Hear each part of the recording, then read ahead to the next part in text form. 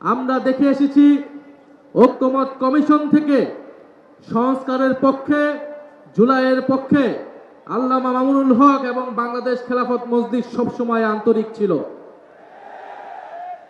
এবং জুলাই সনদের পক্ষে সর্বদা কণ্ঠস্বর সবার ষড়যন্ত্র করে তাকে সংসদে যাওয়া থেকে বিরত রাখা গিয়েছে, কিন্তু রাজপথে থামানো সম্ভব নয়। আমরা সংসদে আছি জুলাই সনদ বাস্তবায়ন, গণভোট বাস্তবায়নের পক্ষে কথা বলার জন্য, আর রাজপথে আছেন আল্লামা মামুনুল হক সহ নাসিরউদ্দিন পাটোয়ারীরা। ইনশাআল্লাহ আমরা একত্রে আছি। যদি সময় মতো দাবি আদায় না হয়, সংসদ এবং রাজপথ একাকার হয়ে যাবে। গণভোটের গণরায় বাস্তবায়ন করতে হবে। গণভোটে 70% মানুষ হ্যাঁর পক্ষে, সংস্কারের পক্ষে ভোট দিয়েছে।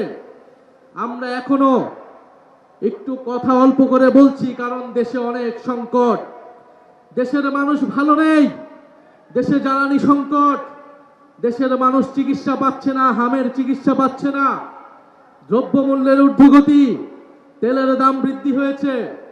বিরোধী দল থেকে দায়িত্বশীল বক্তব্য দেওয়া হয়েছে, সরকারকে সহযোগিতা করতে চেয়েছি। এই ধরনের অস্থিতিশীলতার সুযোগ নিয়ে রাজনীতি করতে চাইনি, কিন্তু সরকার বারবার কথার বরখেলাপ করছে।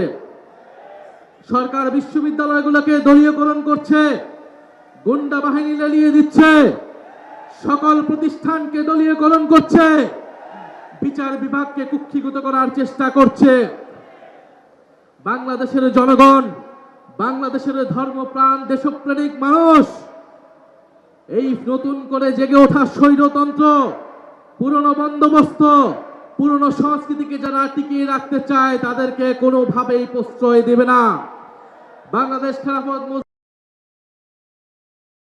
পার্টি এনসিপি সর্বদা ঐক্যবদ্ধ আছে। আপনাদের প্রতি আহ্বান থাকবে, গণভোটের গণরায় বাস্তবায়নের জন্য আমরা সকলে ঐক্যবদ্ধভাবে রাজপথের এই সংগ্রাম চালিয়ে যাব, যতক্ষণ না সরকার গণভোটের গণরায় বাস্তবায়ন করতে ইচ্ছুক হয়।